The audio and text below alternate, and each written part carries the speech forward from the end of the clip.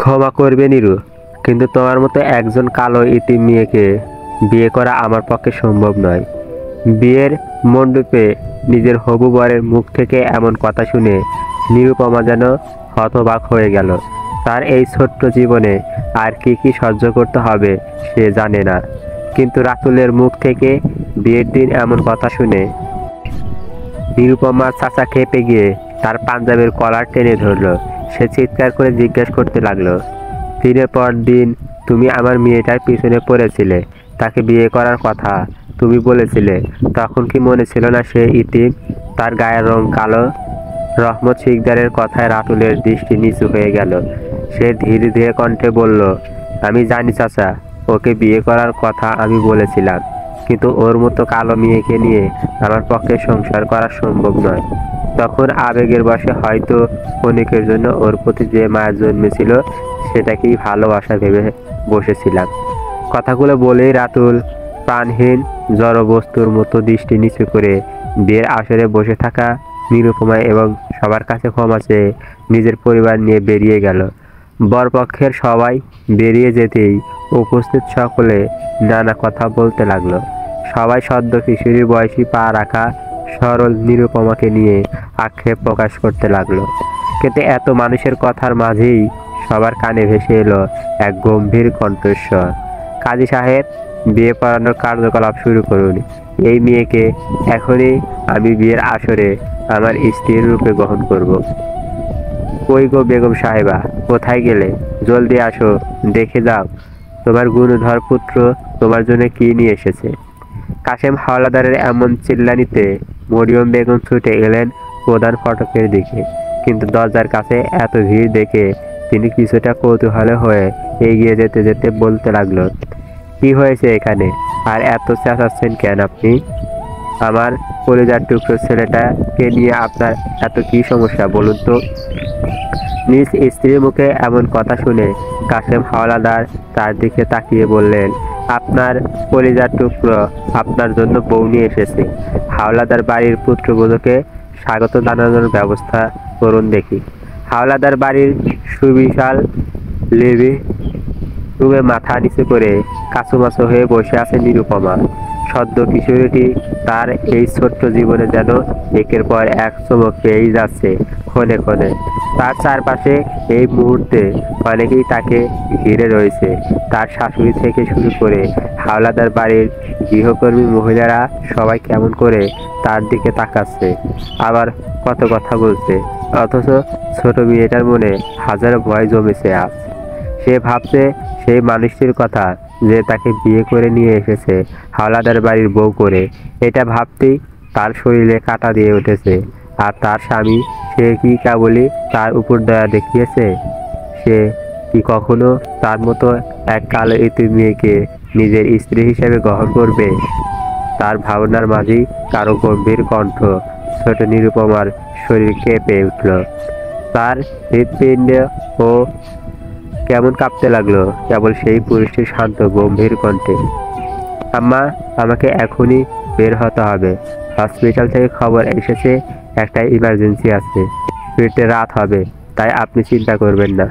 ছেলের মুখে এমন কথা শুনে মরিয়ম বেগমের কাছে গিয়ে ছেলের গায়ে হাত বুলিয়ে বললেন, জলদি ফিরবার চেষ্টা করবো আব্বু।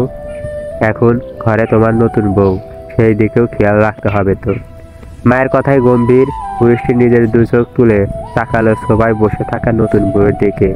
দূর থেকে এক পলকের চাহনিতেই সে বুঝে নিল তার বউ থেকে থেকে কেমন কেঁপে উঠছে, কিন্তু সেই মুহূর্তে আর কিছু না বলে সে হালকা মাথা ঝাঁকিয়ে বেরিয়ে গেল নিজের গন্তব্যে।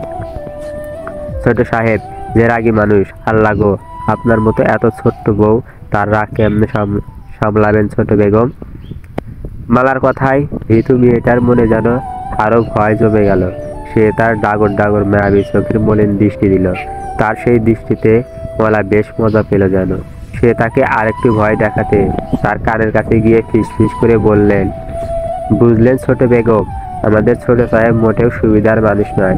একবার কি হলো জানেন? আমার সামান্য একটা ভুলের জন্য সে এমন থাপ্পড় দিল যে আমার একটা দাঁত খুলে গেল। এইটুকুন বলেই মালা তার সেই ফুলে যাওয়া দাঁত দেখাতে ব্যস্ত হয়ে উঠল। মালার কথা এবং কর্মকাণ্ড যেন জাদুর মতোই কাজ করলো। ছোট মেয়েটির চোখ ফেটে কান্না বেরিয়ে এলো। এবার থেমে থেমে হেঁচকি তোলার আওয়াজ ও ভেসে আসতে লাগলো। সে চোখ তুলে মালার দিকে তাকিয়ে কাপা গলায় বলল, সে সে কি আমাকেও মারবে আপু? আরে এইডি আপনি কি কন? শুধু মারবে মানে? ধরুন আপনি কোনো ভুল করবেন তো দেখা যাচ্ছে মেরে বস্তায় ভরে রাখবে। এইটুকু বলে মালা আবার ফিসফিসিয়ে বলল, শুনেন ছোট বেগম, তারা কিন্তু কেউ ভালো মানুষ নয় বুঝলেন। আমাদের গ্রামের মাইয়া আপনি আপনি তো জানেনই হাওলাদার বাড়ির মানুষজন কেমন। এরা কাউকে মেরে বস্তা ভরে নদীতে ফেলে দিলেও কেউ কিছু বলবে না। আর একটা বাজে কথা বললে অন্য কেউ না মারলেও তোকে ঠিক মেরে বস্তায় নদীতে ভাসিয়ে দিবে আমার ছেলে, বুঝলি বেয়াদব? মরিয়ম বেগম ঘরে ঢুকতে ঢুকতে বলে উঠলেন, তার দুহাত ভর্তি গহনার বাক্স।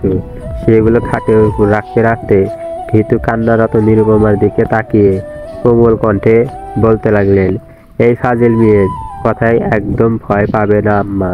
সে আমাকে ভয় দেখাবার জন্য এইসব বলেছে। আমার ছেলেটা হয়তো একটু রাগী গম্ভীর স্বভাবের, কিন্তু একদম খাঁটি সোনা, বুঝলেন আম্মা? হ্যাঁ, নিজের যে আজরাইল পোলা সে নাকি আবার খাঁটি সোনা। মালার এমন কথায় মরিয়ম বেগম তাকে আবারও ধমকে উঠলেন। তার ধমকে মালা মুখ দেখছে নিরুপমাকে গয়না পরাতে লাগলো। মরিয়ম বেগম এবার ভীতু মেয়েটির মাথায় হাত বুলিয়ে বললেন, আজ থেকে আমার গম্ভীর রাগী ছেলেটার সব দায়িত্ব কাঁধে তুলে দিলাম আপনার হাতে আম্মা। জানি অনেক বড় দায়িত্ব দিচ্ছি, কিন্তু এখন থেকে সেই পুরুষটি কেবল আপনার। আর নিজের পুরুষের ভাগ কেউ কাউকে দিতে নেই। আমার ছেলে রাগী হলেও আপনি যদি একবার তাকে নিজের করে নিতে পারেন তবে সে আপনাকে মাথায় করে রাখবে আম্মু। রাত 11:50। হালকা সজ্জিত কোমল বিছানার মাঝে দুহাত লম্বা ঘোমটা টেনে বসে আছে কিশোরী নিরুপমা। তার দু চোখে উকি দিচ্ছে নিদ্রা এবং এক অজানা ভয়ের ছায়া ঘিরে ধরছে। ঘুমে চোখ নিভে এলেও সে দু পাতা টেনে তুলে দেখছে। তার সেই প্রচেষ্টার মাঝেই হঠাৎ ঘরের দরজা খোলার শব্দ কানে ভেসে আসতেই ভীতু মেয়েটা শক্ত করে দু চোখ বন্ধ করে নিল। ঘরে প্রবেশ করা ব্যক্তিটিও যেন হঠাৎ কিছুটা অবাক হলো নিজ ঘরের বদলে যাওয়া রূপ দেখে। কিন্তু তার কঠোর দৃষ্টি সকল কিছু ভেদ করে হালকা সজ্জিত বিছানায় ঘোমটা টেনে অপেক্ষারত নিরুপমার উপর পড়তে সে ভারী পায়ে তার দিকে এগিয়ে গেল। স্বামী নামক অচেনা পুরুষটি তার দিকে এগিয়ে আসে বুঝতেই ছোট্ট শরীরে কাঁপুনি যেন দ্বিগুণ হয়ে উঠল। কিন্তু তার সব ভয় অস্তিত্ব আর মনের মাঝের হাজারো আতঙ্ক তুচ্ছ করে পুরুষটি তার কাছে এসে দু হাতে তার লম্বা ঘুমটা একটানে মাথা থেকে সরিয়ে ফেলল। হঠাৎ এমন আচরণে মেয়েটি যেন প্রায় জ্ঞান হারাতে বসল। কিন্তু তাকে আরো এক দফা অবাক করে দিয়ে মানুষটি তার দিকে ঝুঁকে নিজের শক্ত এক হাতে তার দুগাল চেপে মুখ উঁচু করে ধরল। সে সেই মায়াবী আদরের কিশোরী মুখের দিকে কিছুক্ষণ গম্ভীর দৃষ্টি রেখে নিজের গম্ভীর কণ্ঠে প্রশ্ন করল, নাম? ভীতু মেয়েটির কানে সেই আওয়াজ গেলেও হয়তো তার ছোট্ট মস্তিষ্কে পৌঁছালো না। সে তার ডাগর ডাগর ভীতু চোখে অত্যন্ত সুদর্শন সেই পুরুষটির দিকে তাকিয়ে রইল। ইস, এই পুরুষটি বুঝি তার স্বামী? মানুষটা এত সুন্দর, তার কপাল বুঝি এত মধুর। ছোট্ট নিরু নিজ ভাবনায় মশগুল, অথচ তার এমন নীরব আচরণে পুরুষটির হাতের চাপ বাড়িয়ে দিল বলে মনে হচ্ছে। সে আবারও কঠোর কণ্ঠে জিজ্ঞেস করলো, নাম? জি, নিরু। Full name? নিরুপমা হায়াত। কাপা কণ্ঠে বলল কিশোরী। পুরুষটি তাতে আপাতত পাত্তা না দিয়ে পুনরায় জিজ্ঞেস করলো, বয়স কত? কিন্তু আবারও আগের মতোই সোজাসুজি কোনো উত্তর এলো না কিশোরীর মুখ থেকে। তার এমন আচরণে পুরুষটি এবার কিছুটা ধমকে বলে উঠল, একটা প্রশ্ন দুবার করার অভ্যাস আমার নেই মেয়ে। যা জিজ্ঞেস করা হবে সাথে সাথে উত্তর চাই আমার। আর সেটা যদি আপনি হন তো পলক ফেলার আগে আপনার মুখ থেকে উত্তর চাই।